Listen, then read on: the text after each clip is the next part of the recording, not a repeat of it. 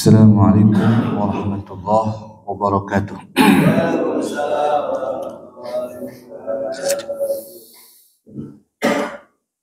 Alhamdulillah, alhamdulillahirabbil alamin. Wa bihi nasta'in ala umuri dunya waddin. Wassalatu wassalamu ala Rasulillah Nabil Karim Sayyidina Muhammadin sallallahu alaihi wasallam wa ala alihi wa ashabihi wa ummatihi ila yaumiddin, amma ba'd. Qala Rasulullah sallallahu alaihi wasallam yasfa'u yaumil qiyamah al-anbiya wal ulama wasyuhada. Wa qala Rasulullah sallallahu alaihi wasallam iqra'ul Qur'an fa innahu ya'ti yaumil qiyamah syafi'an li ashabihi. Sadaqallah wa sadaqallah Nabil Karim. Alhamdulillah ya Rabbil Alamin. Mari kita panjatkan puji syukur atas kehadirat Allah Subhanahu wa Ta'ala, atas izinnya, atas kehendaknya kita masih diberikan kesempatan untuk melaksanakan solat yang sangat disukai oleh Rasulullah SAW, yaitu solat subuh berjamaah. Karena solat subuh berjamaah ini adalah solat yang ada jaminannya dan ada kebaikan yang besar yang Allah akan tuliskan kepada kita yang melaksanakan solat subuh berjamaah. Salah satunya adalah kita akan mendapatkan iznillatillah, perlindungan dari Allah Subhanahu wa Ta'ala. Ada jaminan rezeki yang Allah akan anugerahkan pada hari kita hari ini.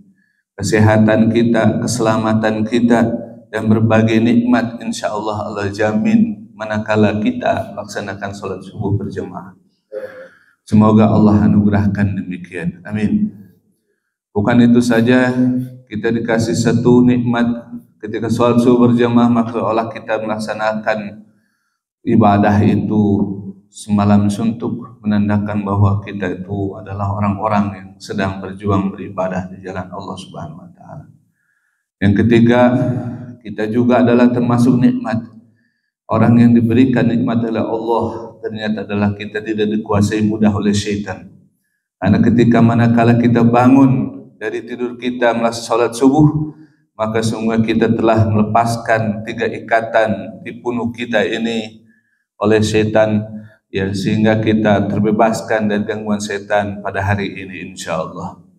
Maka bersyukurlah kita kepada Allah Subhanahu wa Ta'ala manakala kita bisa melaksanakan salat subuh berjamaah, bisa melaksanakan subuh tepat waktu, dan mudah-mudahan anugerah ini terus kita dapatkan hingga akhir hayat kita, dan mudah-mudahan apa yang kita lakukan hari ini menambah berkah bagi hidup kita. Amin ya Allah ya Rabbal Alamin. Jemaah sekalian dirahmati Allah, hari ini saya akan berbicara tentang meraih syafaat Al-Quranul Karim. Salah satu keimanan yang tidak boleh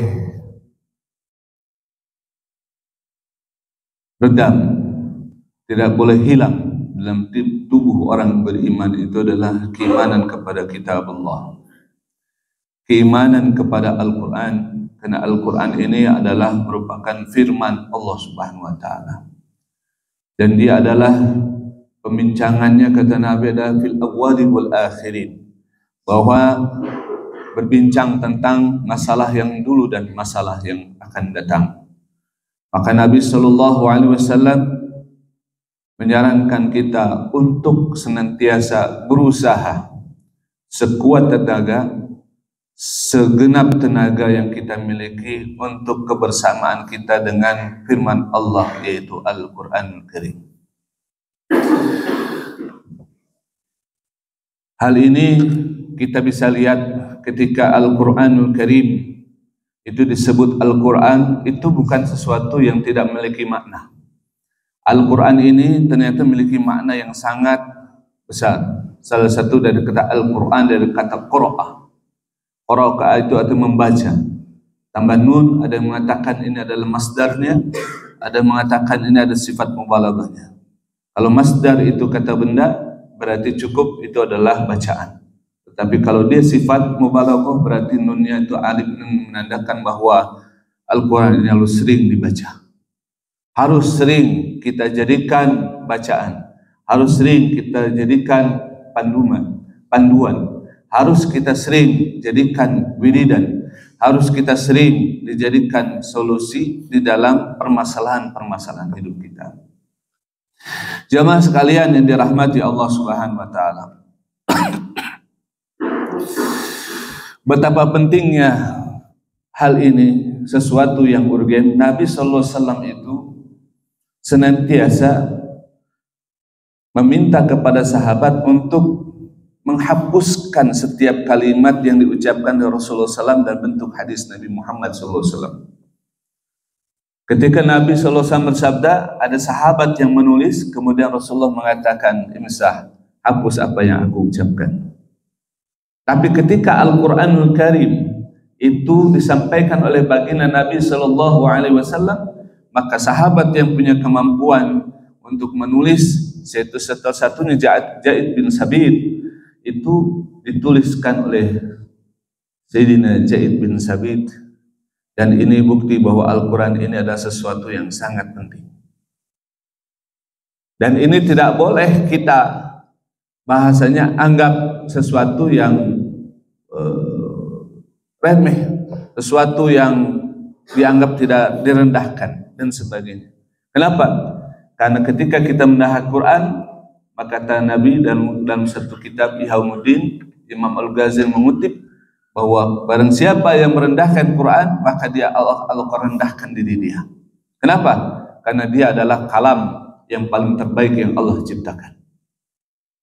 Banyak sekali kita temukan dalam sejarah bagaimana baginda Nabi sallallahu alaihi wasallam dimuliakan dengan Al-Quran dalam kehidupannya. Salah satunya yang membuat para sahabat itu mereka mau mendengarkan apa yang diungkapkan Nabi, karena Nabi sallallahu alaihi wasallam senantiasa banyak berzikir dengan Al-Quran Karim. Nabi sallallahu alaihi wasallam adalah Nabi yang senantiasa tidak pernah terlepas badannya dengan Al-Quran.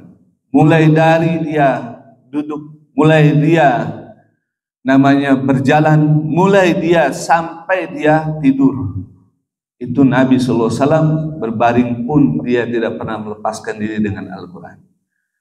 Karena memang orang yang Al-Quran itu memang ada orang yang pasti dimuliakan oleh Allah Subhanahu wa taala. Kita masih ingat semua malaikat Allah ciptakan, ternyata malaikat yang paling mulia adalah malaikat Jibril sebagai presidennya al-malaikah. Karena apa? Karena ternyata malaikat Jibril adalah yang membawa Al-Quranul Karim.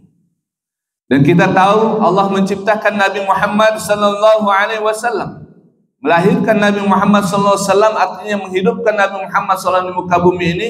Dan sekian juta manusia, atau mungkin hanya Allah Maha tahu betapa banyaknya ciptaan manusia ini diciptakan oleh Allah Subhanahu wa taala. Ternyata yang terbaik itu adalah Nabi Muhammad sallallahu alaihi wasallam, karena Nabi Muhammad dia membawa Al-Qur'anul Karim. Dan manusia yang Allah ciptakan selain Nabi Muhammad sallallahu alaihi wasallam, kata Nabi Muhammad sallallahu alaihi wasallam, orang yang paling terbaik, khairukum man ta'al Qur'ana wa 'allamah. Sebaik-baik kalian adalah orang yang belajar dan mengajarkan Al-Quran. Ini bagaimana Nabi sallallahu alaihi wasallam memberi penghargaan kepada kemuliaan kepada orang yang belajar dan mengajarkan Al-Quran. Ternyata luar biasa. Saya punya pesantren dan punya murid, ada kita mungkin hampir ratusan. Dan saya menemukan ketika mengajar Quran, ketika saya dulu mengajar bahasa Arab, mengajar tafsir dan sebagainya, ternyata yang paling berat bagi saya itu mengajar Quran. Kenapa? Karena ketika mengajar Quran, saya harus suasana batin saya harus baik. Pikiran saya harus fokus. Karena ketika mengajar Quran, satu-satu orang datang, satu-satu murid datang, santri santriwati datang, mereka menyetorkan hafalan Al-Quran. Saya harus perbaiki tajwidnya, saya harus perbaiki hafalannya, Saya harus konsentrasi jangan sampai terlewatkan ayat Quran satu huruf pun, dan itu suatu hal yang luar biasa. Tanya kepada guru yang pernah belajar di pendidikan, kita temukan orang-orang yang mengajarkan pasti tidak seperti apa yang dia mengajarkan Al-Quran Karim. Maka wajar kalau Al-Quran Karim ini ditinggikan oleh Allah Subhanahu wa Ta'ala. Al-Quran ini di sesuatu yang sangat dimuliakan oleh Allah Subhanahu wa Ta'ala. Karena apa? Dia ada sesuatu yang sangat memiliki energi luar biasa. Sampai mungkin kalau Nabi Zakaria berkata ketika turun Alkitab, Taurat, Injil, Zabur, dia dalam waktu masih menuju Sogir, dalam waktu kecil, kata Imam Mawardi dalam kitab Nuqat wal Uyun, dia berkata, khudil kitab ya Yahya, khudil kitab kuwah. Wahai Yahya anakku, khudil kitab kuwah, pegang itu kitab Al-Quran. Kitab itu nama kitabullah dengan kekuatan yang luar biasa. Saya ingat bagaimana hadis Nabi sallallahu alaihi wasallam menceritakan tentang ketika turun itu surah Al-Maidah. Dan tafsir Mukasir dijelaskan bahwa baginda Nabi sallallahu alaihi wasallam ketika turun surah Al-Maidah, maka tulang rusuk, tulang itu yang tulang pundak beliau itu retak. Saking karena beratnya ketika mendapatkan wahyu surah Al-Maidah. Dan sampai ketika dia berada itu namanya turunnya surah Al-Maidah, dia berada beliau di unta, di atas unta. Unta itu pun apa? Dia duduk merendah karena betapa beratnya itu. Dan bahkan Allah mengatakan kalau Quran ini turun ke gunung, turun ini ke Gunung Gelis misalnya, kalau kita tempatnya turun itu ke gunung itu Namang Layang di tempat, karena kita berada di sini di Jawa Barat, di Cilenyi, maka kamu akan lihat dia hancur lebur, kata Allah Subhanahu wa Ta'ala. Betapa bebannya, beratnya luar biasa Al-Quran Karim. Maka yang orang mengemban amanah Al-Quran itu sangat luar biasa, sehingga dihargai oleh Allah dengan kemuliaan yang luar biasa. Dan saya menemukan dalam berbagai hadis Nabi Sallallahu Alaihi Wasallam, ternyata Al-Quran ini adalah merupakan salah satu syafaat yang akan datang di hadapan orang para pembacanya. Subhanallah. Bapak Ibu sekalian dirahmati Allah Subhanahu wa Ta'ala, ini hal yang harus kita pahami. Ketika bahwa manusia itu butuh syafaat. Ma huwa syafaat? Apa itu syafaat? Syafaat itu adalah pertolongan. Justru yang kita temukan dalam hadis Nabi sallallahu alaihi wasallam, sesungguhnya pertolongan itu datang dan banyak direbutkan oleh manusia. Kata Nabi sallallahu alaihi wasallam adalah Al-Quran. Dan dia adalah pertama kali yang akan datang menolong orang-orang yang beriman. Dialah pertama kali. Bukan mungkin, mohon maaf, Bapak mungkin selama ini, atau Ibu selama ini, atau mungkin jamaah selama ini, kita manusia meminta pertolongan kepada manusia yang kita anggap bahwa dia mampu bisa menolong diri kita. Yang mungkin dalam masalah harta, mungkin dalam masalah ilmu dan sebagainya. Ketika berada di yaumul mahsyar, yang hidupnya kita 1000 tahun, yang dianggap 1 tahun, 1 hari, tapi dianggap 1000 tahun, itu ternyata dalam 1 hari atau 1000 tahun, 1 harinya di akhir akhirat, tapi 1000 tahun di manusia itu, ternyata kita itu butuh pertolongan. Butuh syafaat. Karena pada saat itu disebutkan oleh Nabi Shallallahu Alaihi Wasallam, kita tidak menggunakan alas kaki, kita tidak menggunakan baju, tidak menggunakan celana, tidak ada mungkin nanti kita temukan ada yang jual bala-bala, tidak ada. Tidak ada yang nanti kita temukan orang yang jual minuman, mulai es teh, atau mungkin yang jualan minuman, karena pada saat itu matahari begitu dekat dengan manusia di atas kepalanya, Sehingga di antara mereka pada saat itu mereka sibuk dengan dirinya sendiri, kata Allah Subhanahu wa taala, tidak sibuk dengan apa yang dia lihat. Bisa bayangkan laki perempuan nggak pakai celana, nggak pakai namanya pakaian, nggak pakai itu sesuatu yang satu pun sehelai pun menutupi pada dirinya.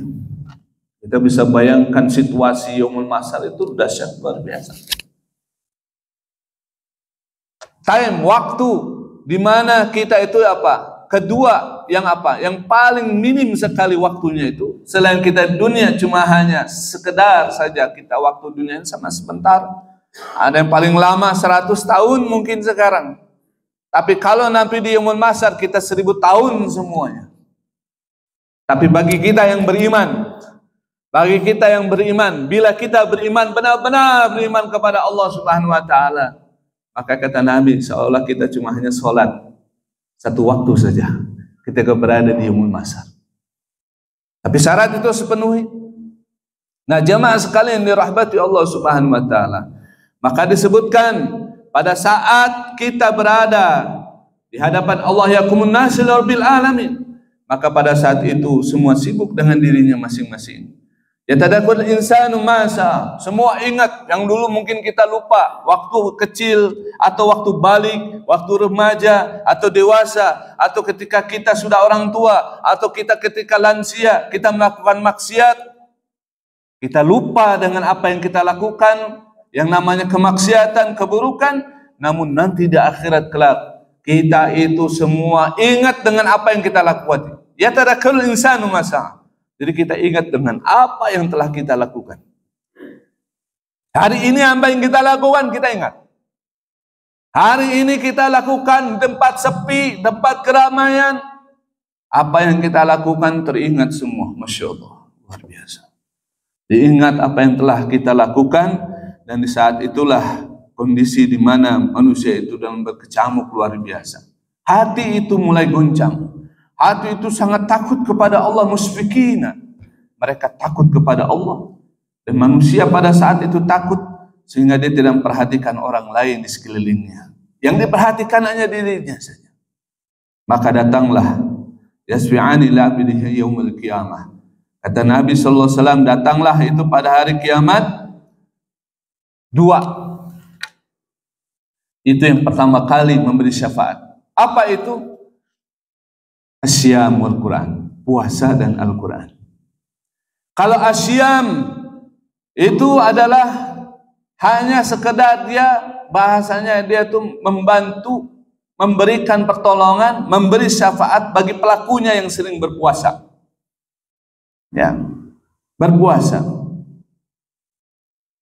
agar terhindar yang namanya dari api neraka. Tapi kalau yang namanya Al-Quran bukan hanya menghindarkan seseorang yang membacanya, para pembacanya itu dari api neraka, tapi dia akan mengambil orang yang masuk ke dalam neraka. Masya Allah. Itu yang nikmatnya itu Quran. Dan dia itu akan datang kepada siapa? Para pembacanya. Kepada orang-orang yang membacanya, orang-orang yang menghafalnya, orang-orang yang mengkajinya waktu dunia, yang dia tidak pernah terus atau pernah lelah untuk mengkaji Al-Quran Karim. Maka syafaat Quran ini adalah jawaban bahwa ternyata Al-Quran ini adalah sesuatu yang sangat penting ketika kita di dunia ini memperhatikan, mementingkan Al-Quran di dalam kehidupan kita. Tanda bahwa orang itu dan mendapat syafaat itu adalah kalau dia menjadikan Quran itu adalah sesuatu yang bernilai ibadah, Bapak Ibu sekalian. Contoh, bahwa Al-Quran itu bisa memberikan ibadah, ta'abud, yaitu karena apa? Karena Quran itu dihargai 10 kebaikan. Tidak ada satupun kitab yang Allah turunkan, mulai dari Taurat, Zabur, Injil, itu dihargai satu huruf 10 kebaikan. Coba tanya Bapak Ibu sekalian, cari itu di Google, di Syekh Google, di macam-macam semua, tidak ada pun satu pun yang nama kitab yang Allah turunkan kecuali Quran yang dihargai satu huruf 10 kebaikan. Coba ya, harganya luar biasa. Subhanallah, 10 kebaikan. Artinya apa? Kita dituntun 10 kebaikan dalam hidup kita itu dituntun. Yang kita berbuat baik ketika sedekah, ya kita akan dituntun. Mungkin berbuat sedekah kita akan dituntun untuk melaksanakan salat sunnah. Kita akan dituntun untuk berbuat kebaikan kepada sama kita. Kita akan bertuntun untuk berbuat kebaikan kepada orang tua kita dan sebagainya. Ini kehebatan Quran. Ini luar biasa. Maka benarlah Nabi Shallallahu Alaihi Wasallam mengatakan bahwa katanya siapa yang membaca satu huruf dalam Al-Quran, man qara harfan min kitabillah falahu hasanah wal hasanah bi asyri amsalihha, hasanah wal hasanah bi asyri amsalihha, la aqul alif lam mim harfun walakin alif lam mim harfun, alif harfun wa lam harfun wa mim harfun, kata Nabi sallallahu alaihi wasallam. Jadi barang siapa yang membaca satu huruf dari Al-Quran, maka baginya satu kebaikan. Dengan bacaan tersebut satu kebaikan dilibatkan menjadi 10 kebaikan semisalnya. Dan aku tidak mengatakan alif lam satu huruf, tapi alif satu huruf, lam satu huruf, mim satu huruf. Masya Allah, luar biasa nggak Pak? Subhanallah. Maka benar Abdul Mas'ud pernah berkata begini, perbanyaklah iqra'ul Quran, aksiru qiraatal Quran, perbanyak baca Quran. Jangan sampai Al-Quran itu diangkat karena tidak dibaca. Tidak ada satu masa, kata Abdul Mas'ud dan pas itu Rasulullah SAW, bahwa orang yang kita harus banyak baca Quran supaya Al-Quran tidak diangkat. Kalau Al-Quran diangkat, keberkahan itu tidak ada di muka bumi. Insyaallah. Kalau Al-Quran tidak dihafal, maka tidak akan ada kamu la taju imaman fi musalla, kata Nabi. Kamu tidak akan ada orang yang menjadi imam. Kenapa? Karena orang tidak ada yang hafal Quran. Ini suatu hal yang paling penting bagi kita. Bagaimana menjaga Quran? Inna nahnu nazzalna dzikra wa inna lahu hafizun. Berarti apa? Kita harus membuat generasi Quran. Karena generasi Quran inilah generasi yang menyelamatkan Al-Quran, sehingga Al-Quran ini bisa memberikan banyak keberkahan bagi sekitar lingkungan kita. Bayangkan, Al-Quran ada kitab mubarak, berkah Pak. Berkahnya luar biasa. Quran ini berkahnya luar biasa. Sampai Nabi SAW meriwayatkan dalam satu hadis dari hadis qudsi bahwa ada 4 yang membuat Allah tidak menurunkan azab sarafa anhu. Allah melewatkan satu azab kepada satu karena wildanul Islam atau namanya majelis Quran Karim. Di mana majelis Quran ini adalah salah satu tempat di mana Allah tidak marah. Kenapa? Karena manusia dia peduli dengan kalamnya.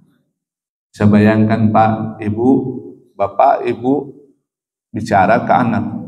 Bicara apa? Ke anak. Kemudian ketika itu anak itu apa? Sambil main HP. Anak itu sambil berlalu, ya mah, ya Pak, gitu. Tidak peduli dengan apa yang ibu ucapkan. Tidak bergerak untuk melaksanakan apa yang ibu ucapkan atau bapak ucapkan. Kira-kira bapak ibu marah tidak?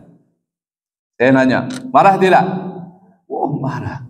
Begitu halnya juga Allah. Kenapa? Karena Quran ini penyelamat. Dia menyelamatkan kehidupan kita di dunia, menyelamatkan kita kehidupan di akhirat. Masya Allah. Ini berkahnya Quran. Jadi jangan sampai kita tinggalkan Al-Quran. Kalau kita tinggalkan Quran, maka Al-Quran akan meninggalkan kita di alam kubur, akan meninggalkan kita di alam mahsyar, akan meninggalkan kita nanti ketika di alam yang namanya alam perhitungan, yaumul hisab. Jadi jamaah sekalian yang dirahmati Allah Subhanahu wa taala, jadi oleh karena itu kita tidak akan disebut orang-orang yang mendapat syafaat Al-Quran kalau kita ya adalah orang-orang yang tidak menjadikan Al-Quran sebagai tempat kita ibadah, memulihkan ibadah kita kepada Allah Subhanahu wa taala. Sampai Nabi sallallahu alaihi wasallam mengatakan, alladzi yaqra'ul Qur'an wa huwa mahirun bihi ma'a safaratil kiramil bararah, muttafaqun alaih.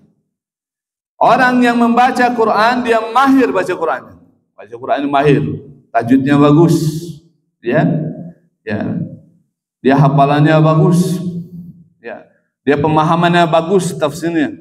Wa huwa mahirun ma'as safarah, maka dia akan bersama dengan ma'as safarah. Siapa ma'as safarah? Itu malaikat, Pak. Dia malaikat, tugasnya adalah menjaga dia. Jangan sampai dia berbuat dosa. Jangan sampai ada orang-orang yang membahayakan diri dia. Masya Allah. Itu malaikat ma'as safarah. Itu bagi orang yang dia adalah mahir. Orang yang mahir terhadap Quranul Karim. Kemudian kiram, mulia. Yang membuat dia jadi mulia, membuat dia jadi taat, dan dia menjadi suka dengan kebaikan. Ternyata ada malaikat yang membantu. Jadi kita itu bisa begini karena malaikat, Pak. Mohon maaf, Pak. Bukan karena kita rumahnya dekat dengan masjid. Bukan, Pak. Bukan. Bukan karena kita ada turunan, misalnya turunan kiai atau gus dan sebagainya, atau habaib. Bukan. Tapi karena kita tuh ada memang peran malaikat besar sekali sehingga kita bisa lama di majelis ilmu ini, insyaallah. Ya. Kiramin bararah, ya, dan taat yang membuat kita jadi taat. Masya Allah, malaikat ini yang membuat taat, ya, membuat membantu. Yuk kita sholat, yuk kita baca Quran, yuk kita puasa, yuk kita bersedekah. Masya Allah, yuk kita berkata baik. Masya Allah, luar biasa, Pak. Ini kalau Al-Quran ini akan membantu memproses dia untuk berbuat baik, bahkan menjaganya. Yang tadi safarah. Ini bukti bagaimana Quran ini membuat jadi dia rajin ibadah, ta'abud, dia rajin kepada Allah. Jadi kita niatkan kalau memang kita dapat syafaat, tanda-tandanya biasanya dia akan membuat dia jadi rajin ibadah. Karena Quran itu udah fungsinya untuk ta'abud, untuk beribadah kepada Allah Subhanahu wa taala. Ya. Ya, sampai orang yang belajar, Pak, kan orang itu macam-macam. Ya, ada orang yang mohon maaf. Ya, saya punya majelis ibu-ibu, ya, pengajian Quran khusus tahsin tafsir, gitu kan, ya. Majelis bapak tahsin tafsir juga, ya, juga anak-anak juga yang mulai remaja, yang mulai dari SD, SMP, SMA, kuliah, gitu ya. Saya temukan ternyata, masya Allah, macam-macam orang itu dalam terhadap Al-Quran. Nah, salah satunya apa? Dia itu apa? Kesulitan dalam lafaznya. Kesulitan dalam bicaranya. Dan ternyata orang yang sulit saja sakun lahu ajrani. Orang yang susah saja, susah apa? Dia terbata-bata bacanya. Itu dihargai 2 pahala. 2 apa? Pahala. Kedua apa? Pahala. Susah dia. Ya, capek dia. Ya, sampai ada datang murid saya, Ustadz maaf ya saya datang telat, ya harusnya jam habis maghrib, ya 6:30 dia baru datang jam 7 atau bahkan dia baru ini, saya baru pulang Ustadz. Masya Allah, saya bilang Masya Allah, tabarakallah, ini bukti bahwa kamu dapat 2 pahala. Wah, dapat 2 pahala Ustadz? Iya, kamu dapat 2 pahala. Masya Allah, dihargai. Pahala apa? Usaha, pahala belajar. Kenapa? Usaha itu luar biasa, Pak. Allah tuh menghargai usaha orang, walaupun dia terbata-bata, walaupun dia sudah tua, rambutnya putih, mohon maaf Pak, gitu. Saya punya murid usia 60-an ke atas, orang putih, agak terbata-bata, matanya agak susah kau lihat, tapi karena mau belajar, insya Allah dapat dia 2 pahala. Dan ini pahala nikmatnya yang Allah berikan, ya, bagi orang-orang yang mau berjuang di jalan Allah Subhanahu wa taala. Bukan itu saja Bapak Ibu sekalian, kalau orang yang namanya dia apa? Dia belajar Quran dalam rangka ta'abud ilallah, dia beribadah kepada Allah, ini ciri-ciri orang-orang yang ada syafaat ini, biasanya begitu. Maka dia itu akan mendapatkan satu nikmat, yaitu salah orang dari kalian membaca 3 ayat dalam salat lebih baik baginya daripada mendapatkan 3 unta yang hamil, gemuk dan besar. Masya Allah. Luar biasa. Seolah-olah kita mungkin berinfaknya gede banget. Cuma 3 ayat, Pak.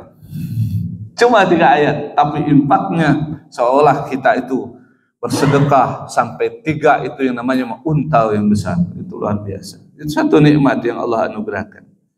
Yang kedua, yang kalau kita ingin mendapatkan syafaat Quran, jadikan Al-Quran bukan hanya ta'abud, bukan hanya baca, bukan.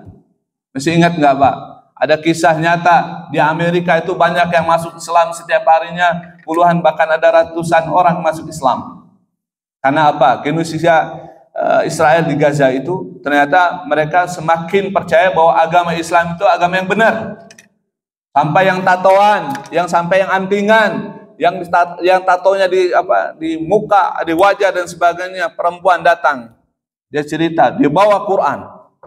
Di hadapan dia bawa Quran.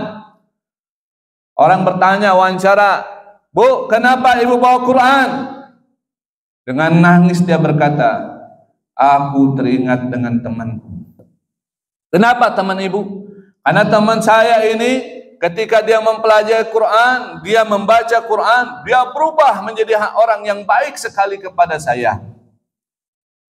Inilah yang mengingatkan, ternyata Quran itu bisa memberi petunjuk menjadi hamba yang baik. Maka saya baca Quran, dan ternyata rata-rata orang-orang yang taat di Amerika, di Eropa, masuk Islam dengan penuh ketaatan, penuh dengan kesungguhan luar biasa, karena mereka memahami Quran, bukan membaca. Ada benar kata Allah, hudan lil muttaqin, bahwa Quran itu petunjuk bagi orang bertakwa. Kalau kita hanya sebatas ta'abud saja, mohon maaf Bapak Ibu sekalian, baca gitu, baca, tapi nggak tahu kita maknanya, kita tidak tahu apa artinya, tidak arahannya, tidak tahu akan bimbingannya, berarti kita baru hanya sekedar membaca itu untuk menghilangkan rasa gundah saja, hanya mendapatkan kebahagiaan saja. Tapi kita tidak mendapatkan hakikat Al-Quran diturunkan, yaitu apa? Hudal lil muttaqin, petunjuk bagi orang bertakwa. Maka benar bagaimana orang Amerika, orang Eropa, dan sebagainya di luar sana, Bapak Ibu, kalau mereka sebelum masuk Islam, mereka khatamkan 30 juz artinya. Oh, saya nanya Bapak Ibu, siapa yang sudah baca artinya 30 juz? Ngacung. Ngacung, boleh pulang duluan. Ya, boleh pulang duluan. Ini mumpung ini. Ya, saya kasih adik waktu. Pasti saya temukan setiap Ramadan yang dilakukan adalah berlomba-lomba apa? Membaca, bukan berlomba-lomba apa? Memahami ayat Quran. Ini rahasia sebenarnya. Kenapa para sahabat sebaikan khairul quruni qarni, sebagai sebaik-baik zaman. Kenapa apa? Karena mereka 10 ayat itu apa? Dibaca, dipahami, dihafalkan, baru mereka datang kalau Rasulullah, saya minta ayat Al-Quran lagi 10 ayat lagi. Tuh, Masya Allah. Di apa? Dibaca secara benar, baik benar, kemudian dipahami, kemudian dihafalkan. Masya Allah. Oke, saya kalau di pesantren itu, kalau udah mereka menghafal, ya mereka tuh harus apa? Memahami, baca artinya. Kamu baca artinya, biar kamu tahu apa yang Allah inginkan pada diri kamu. Dan itu satu komitmen bagi kita. Kenapa? Karena itu memang adalah bagian dari sebuah apa? Tarbiyah Al-Quranul Karim kepada umat Nabi Muhammad Sallallahu Alaihi Wasallam. Jadi tarbiyah. Jadi fungsi Quran itu Pak, ta'abud. Ini harus tahu Pak. Kalau ingin kita dapat sahabat Quran, selain jadi dia wiridan, jadi bacaan gitu kan, kayak bacaan tadi. Ya. Maka kita harus jadi apa? Tarbiyah, petunjuk. Ya. Maka benar khairukum man ta'al Quran wa 'allama. Jadi kamu kalau belajar bareng siapa yang ta'alam. Ta'alam itu artinya apa, Pak? Mempelajari. Dia huruf ta'ilan. Mungkin kalau orang belajar bahasa Arab ya, mohon maaf ya, ini yang belajar bahasa Arab. Ta'ilan, penyakit. Dan orang yang mau belajar Quran itu pasti penyakitnya ada. Malas. Itu penyakit yang paling berat. Malas, Pak. Baca Quran, menghafal Quran, malas luar biasa. Atau mungkin malu, kemaluannya besar misalnya. Ya, kemaluannya apa, Pak? Besar. Itu biasa kalau belajar Quran. Dan memang kita ngalami. Kalau yang belajar Quran itu setan tuh datang. Wah, gua qabiluhu, datang dengan rombongan. Udah jangan kamu belajar Quran. Dah, jangan katanya. Udah mendingan di rumah aja, belajar sendiri. Padahal Quran itu apa? Sistemnya talaki. Talaki itu apa? Talaki itu Pak, dibaca, diperbaiki. Talaki. Sistemnya begitu Pak. Orang dulu begitu. Supaya apa? Baik dan benar bacanya. Ya. Nah ini saya cerita ini kenapa? Karena memang kondisi zaman kalau kita nggak benar-benar serius dengan Quran, Ya kita nggak akan minta gini. Mohon maaf, ini kata Nabi ya. Kita di hadapan Allah bilang begini, ya Allah, berikan Al-Quran ini sebagai syafaat bagi diriku. Cek Quran, mana kemana wae waktu di dunia. Quran disia-siakan. Kamu mah Quran jadi jimat. Quran mah jadi takutin apa? Tikus. Ya. Quran mah supaya kamu jadi orang yang berwibawa. Quran malah mau jadi sesuatu yang selain dari Gurullah, selain dari aku. Quran tidak akan berlaku bagi orang-orang yang seperti itu, Bapak Ibu sekalian. Kalau Quran hanya sebagai hal-hal yang seperti itu, mistis seperti itu, Quran akan hilang keberkahannya pada diri seseorang. Makanya disebutkan tarbiyah atau pendidikan adalah sesuatu yang membuat orang itu berubah. Quran itu kalau dibaca, ta'alam. Dia kalau dipelajari, maka dia itu akan, dan diajarkan, maka dia akan jadi orang yang baik. Jadi orang terbaik. Jadi menurut saya itu kalau udah ada hafal, misalnya dia 5 juz, ya disuruh ngajar, ya atau dia minimal 3 juz, ngajarin, dengerin teman-temannya untuk hafalan Quran murojaah. Itu sebenarnya itu bagian dari cara supaya apa? Khairukum madal Quran wa'alam. Supaya dia itu jadi apa? Baik. Hafalannya dia baik. Dia sering mendengarkan Quran, mendengarkan ayat Allah, ya kan? Masya Allah. Wajahnya dia akan bersinar. Bayangkan Bapak Ibu sekalian, Nabi itu adalah wajahnya bersinar. Kalau dia gelap gini, gelap, itu kelihatan wajah dia. Kalau kita gelap ini kan wajah kita kelihatan nggak? Enggak kan? Nah itu Nabi. Kenapa Nabi itu bisa bersinar seperti itu? Kenapa? Lah orang sehari saja Nabi itu 5 juz, Pak. Khotam Nabi itu tuh cuma seminggu. Bisa bayangkan nggak, Pak?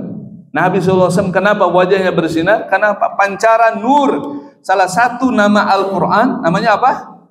Nur. Nur itu cahaya. Jadi bercahaya.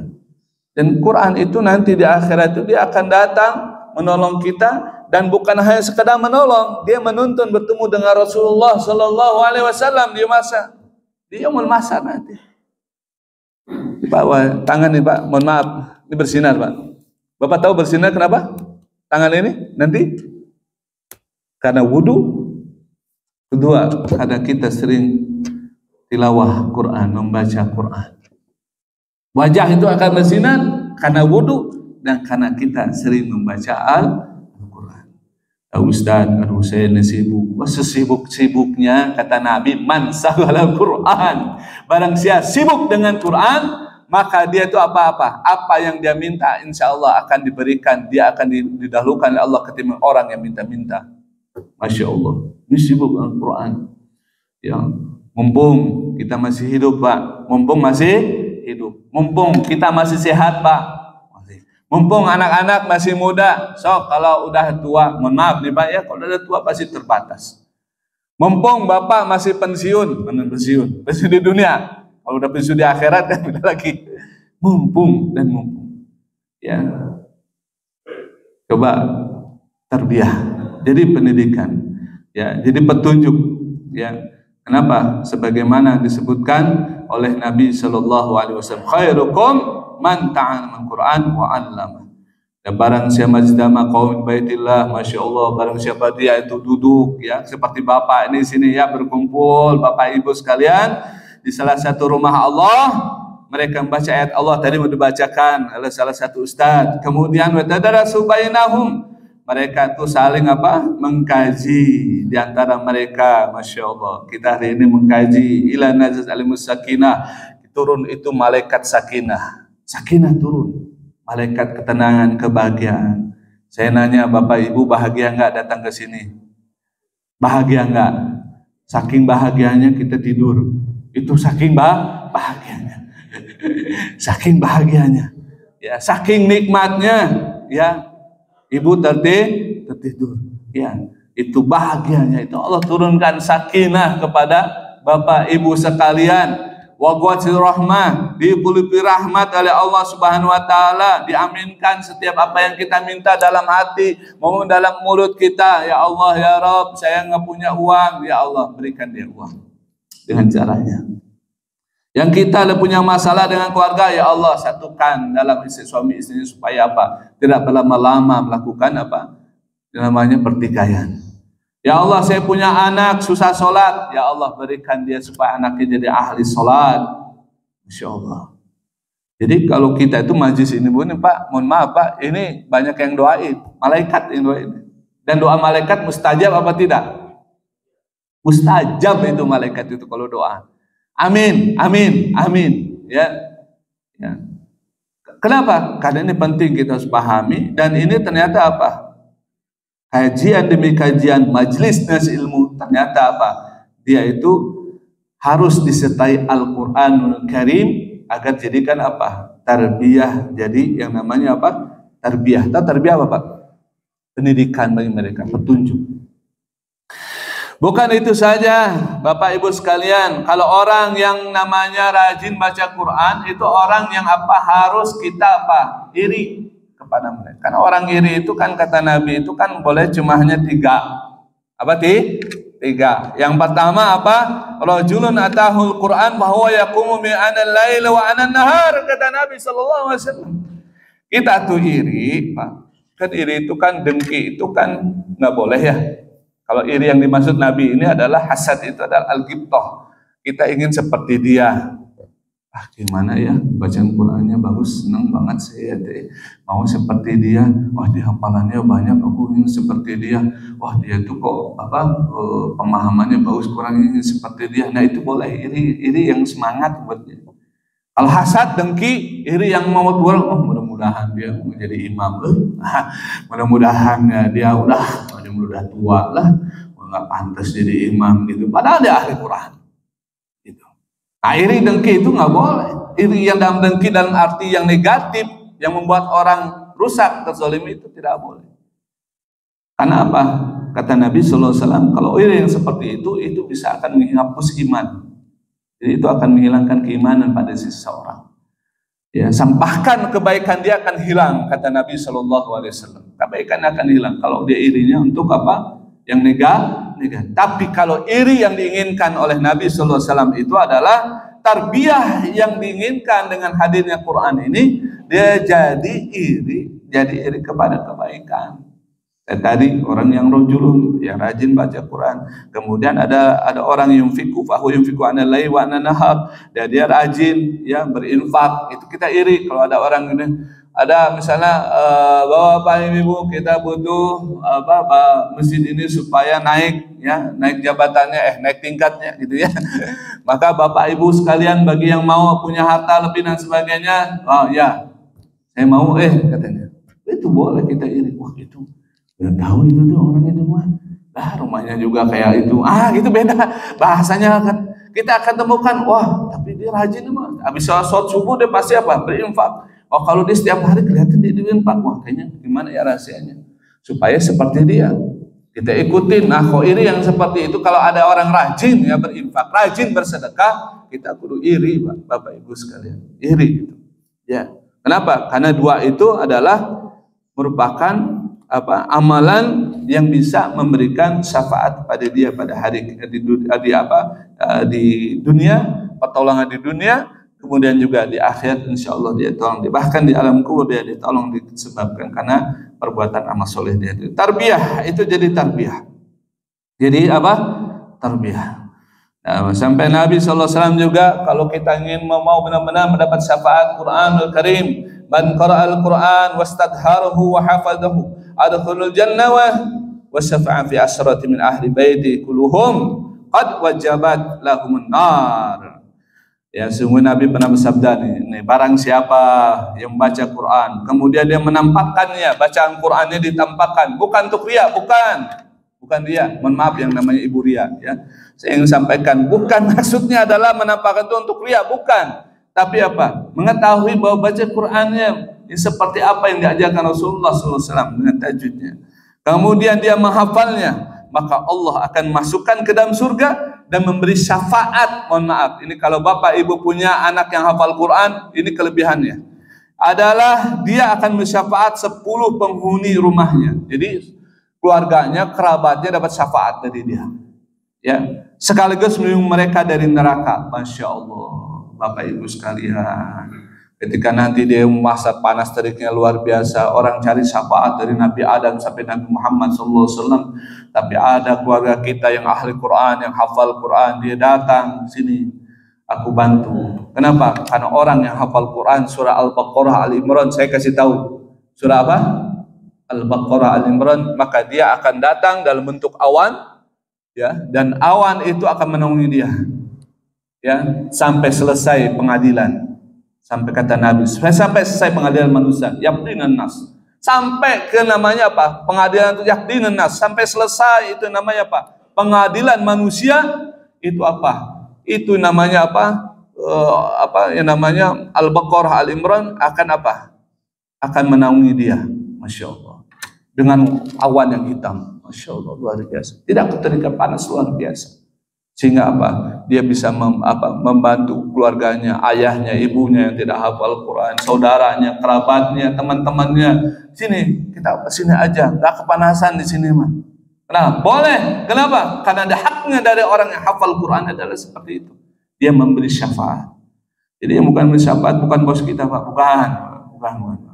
Yang memberi syafaat itu bukan suami kita. Kalau dia ahli Quran, dia bukan, dia tidak akan syafaat, nggak diberi hak untuk syafaat. Karena memang seperti itu kata Nabi Shallallahu Alaihi Wasallam. Masya Allah. Yang kedua, Quran ini insya Allah dia tasbih itu obat, Pak. Apa, Pak? Obat. Wa nazzil minal Quran ma huwa shifa wa rahmatun lil mu'minin.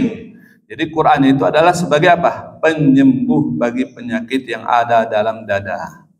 Penyembuh dari ada yang menyerang penyakit lahir batin. Ternyata Quran ini bisa menyembuhkan insya Allah bagi kita yang mohon maaf, yang punya penyakit, ya, entah lahir, entah batin, psikis, ya, atau mungkin penyakit yang lainnya. Ternyata Quran ini memberikan salah satu solusi, ya, seperti halnya Nabi dari riwayat Tirmizi, Ibnu Majah dan Nasai bahwa Rasulullah SAW menggunakan surah Al-Falaq, An-Nas, melindungi dari penyakit dan serangan musuh.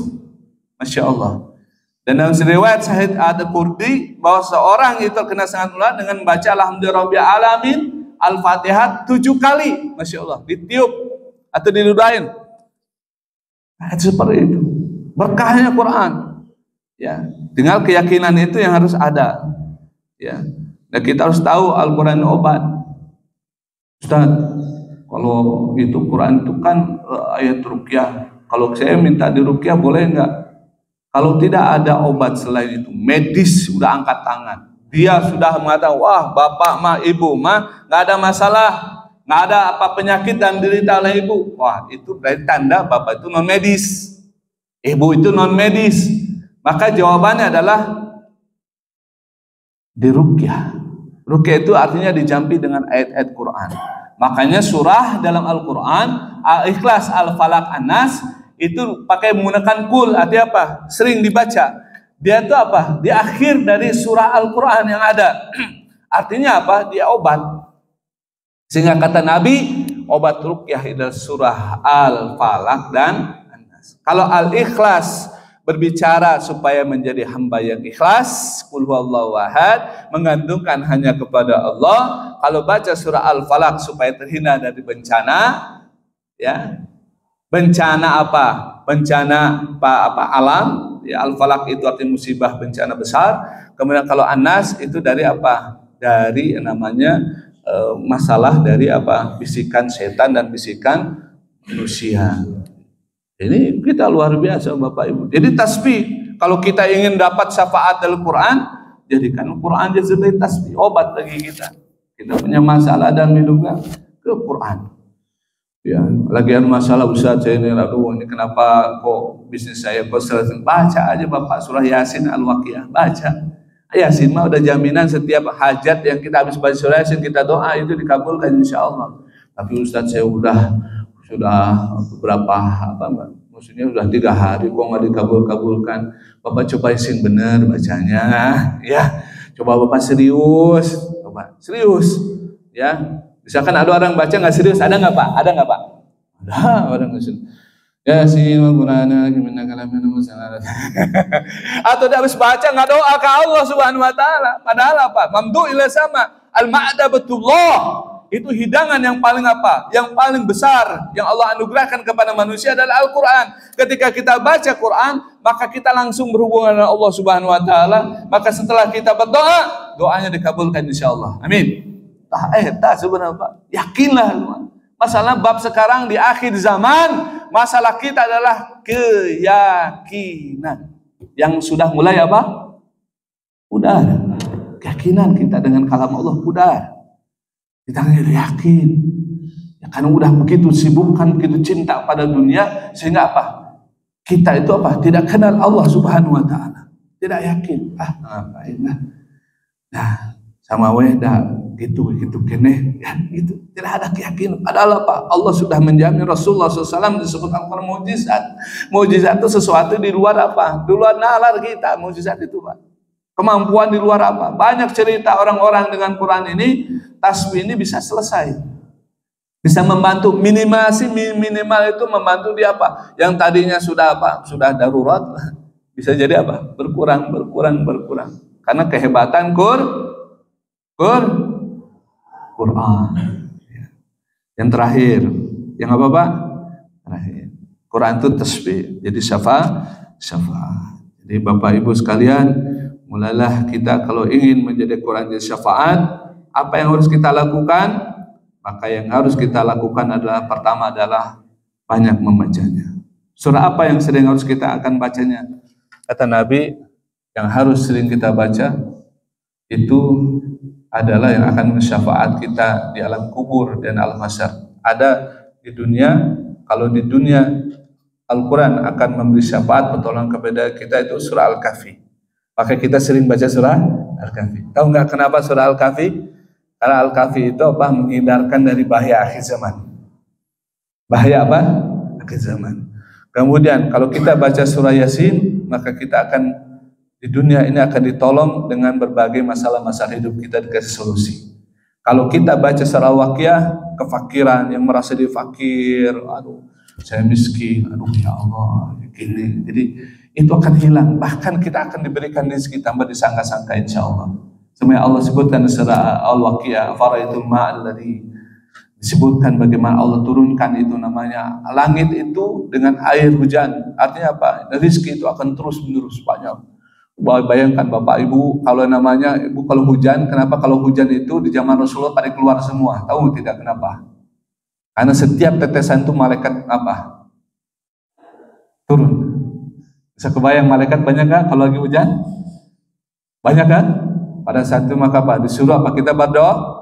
Allahumma sayyib nafian. Ya Allah, turunkan hujan yang bermanfaat bagi saya. Banyak kebagian. Manfaatnya apa? Banyak. Kan ada orang ketika mohon maaf yang jualan es krim gitu kan ya. Ya hujan, cara kata begitu kan? Ya hujan. Yang es teh jualan, ya enggak laku. Harusnya kita bersyukur, di situ rahmat Allah turun, malaikat turun. Berarti kita berdoa, ya Allah, berkahi saya usaha saya dengan hujan ini. Masya Allah, enggak usah khawatir. Kenapa? Tinggal itu masalah bab keyakinan. Betul. Yakin nggak Bapak Ibu sekalian usahanya lancar dengan air hujan? Insya Allah nggak usah khawatir.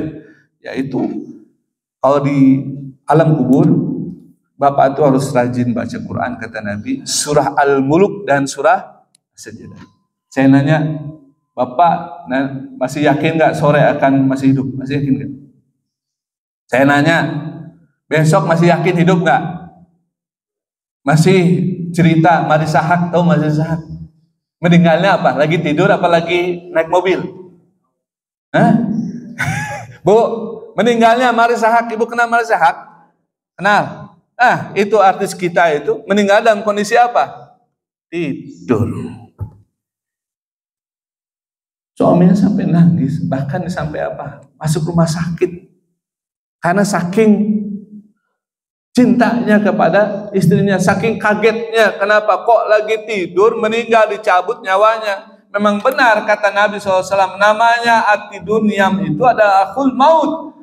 Lagi tidur itu adalah saudara kematian. Makanya kalau orang yang meninggal, mimpinya bertemu dengan orang yang mati, kumpul dengan ruh orang mati. Maka kita doa, habis bangun tidur doanya apa? Alhamdulillahilladzi Sudah puji bagi Allah yang telah menghidupkanku setelah mati, Pak. Masya Allah. Pasti bayangkan Bapak Ibu sekalian, kita itu ketika mati itu ternyata yang bantu kita bukan siapa-siapa, bukan suami kita, bukan istri kita, bukan anak kita. Tahu tidak yang membantu kita ketika ditanya man rabbuka, siapa Tuhanmu? Jawaban kita apa? Allah. Ya kan? Tapi kata malaikat, ini malaikat munakir punya data. Kamu ini tidak kenal ada satu waktu di hari sekian, tanggal sekian, tahun sekian, kamu itu tidak sholat subuh. Wah. Ditanya lagi, siapa Tuhanmu? Allah. Sampai kaget, sampai ngeri ngelihat malaikat munafik. Benar kamu. Wah, di bahasanya orang namanya tahu nggak Pak? Kalau pernah jaksa itu pernah di pengadilan Pak, lebih daripada itu Pak. Jaksa mukanya masih ini. Kalau yang namanya malaikat munafik kan beda. Itu membuat getar bagi orang-orang yang melihatnya. Tapi kalau kita sudah punya track record bagus, Allah, banyak zikir, banyak sholat, begitu kan? Banyak baca Quran, Masya Allah, gampang kita, Insya Allah. Tapi kalau orang yang nggak kesulitan itu, tapi datang Quran, dia datang begini, mungkin nakir, aku ditugaskan oleh Allah Subhanahu Wa Taala untuk membantu jawaban dia. Subhanallah. Surah apakah itu yang akan membantu kita nanti di alam kubur? Atau tidak, Bapak Ibu? Surah Al-Mulk dan surah apa? Yang bisa menjawab boleh pulang duluan. Sudah boleh makan duluan. Surah As-Sajdah. Kenapa dua surah itu? Dua surah itu kembar, kata Nabi. Jumlahnya berapa? 30 ayat.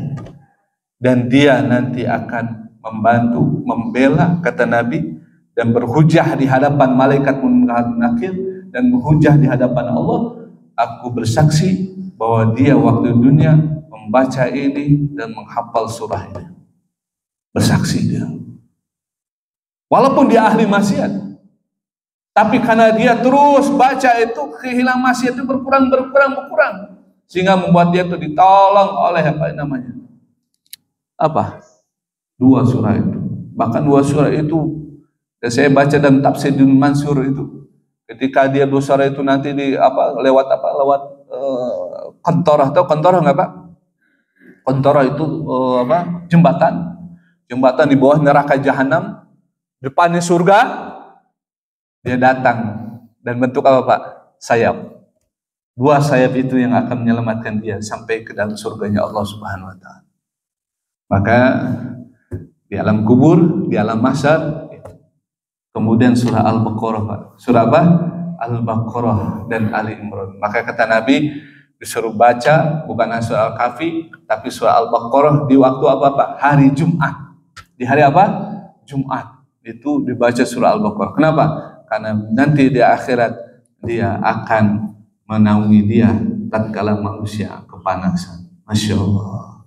Ini syafaat yang akan Allah hadirkan kepada kita, yang mudah-mudahan kita termasuk orang-orang yang jadikan Quran sebagai tempat kita beribadah kepadanya, ya. Kemudian kita jadikan Al-Quran juga sebagai itu namanya bahasa yang tarbiyah, pendidikan bagi diri kita dalam hidup kita, dan juga tasfi' itu artinya menjadi penyembuh dari segala penyakit yang kita hadapi, ya. Kemudian yang keempat, mudah-mudahan jadi tasfi', jadi penolong bagi kita di dunia dan akhirat. Amin ya Allah ya Rabbal alamin. Mudah-mudahan bermanfaat bagi diri saya. Apabila tidak pertanyaan, alhamdulillah. Kalau tidak ada, ya kalau tidak ada ya alhamdulillah, ya. Mungkin kalau ada pertanyaan, Pak itu Ustaz ada? Tidak ada, kita cukup aja. Ya. Cukup kita doa, akhiri doanya.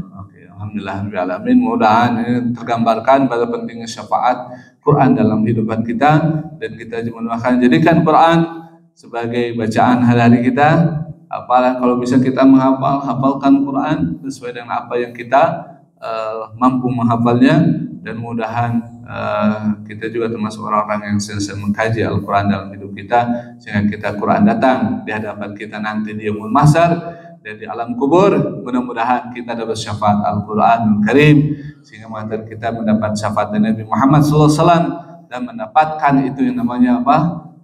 Syafaat untuk bisa sampai ke surganya Allah Subhanahu wa taala. Mari kita dengan istighfar, astaghfirullahaladzim, astaghfirullahaladzim, astaghfirullahaladzim, hamdan na'imin, hamdan dhakirin, hamdan syakirin, hamdan na'amakin mazidah, yarhamdu kama yanbaghi li jalali wajhikal karim wa 'azimi sultanik. Allahumma shalli ala Muhammad wa ala ali Muhammad. Allahumma ighfir lil muslimin wal muslimat wal mu'minin wal mu'minat al ahya' wa amwat innaka as-sami'un qaribun qad hadath. اللهم اغفر لنا ذنبا كل ذكر وجل السر وعلانيه. اللهم نسألك هدى والتقى والعفو والغنى.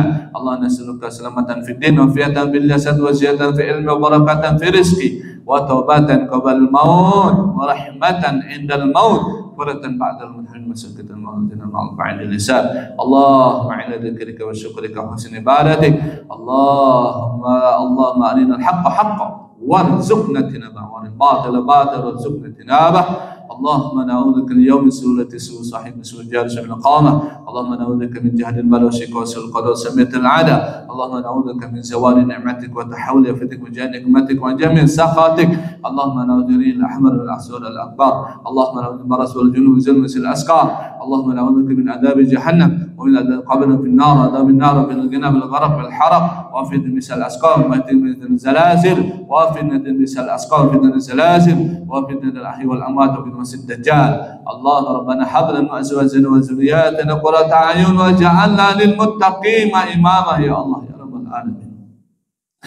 اللهم يا رب الناس الباشا اشف لنا أنت الشفيع لا شفاء إلا شفاءك لا يغادر سقما. اللهم دفعنا من البلاء والوباء والبلاء والفحشاء والمنكر والشيوخ المختلفة ما ظهر منها وما بطن. اللهم نعوذ بك عنا من الفتنة ما ظهر منها وما بطن في بلدنا خاصة وسائر المسلمين عامة. اللهم شيخنا مجاهدين المسلمين المستضعفين في فلسطين ولبنان يا الله واليمن يا الله وكل مكان وكل زمان يا الله. اللهم اصرفهم من القوم الكافرين. رب الوالدين وارحمهما كما ربيانا صغارا. ربنا آتنا في الدنيا حسنة وفي الآخرة حسنة وقنا عذاب النار. وصلى الله على محمد الحمد لله رب العالمين. ومنكم السلام عليكم ورحمة الله وبركاته.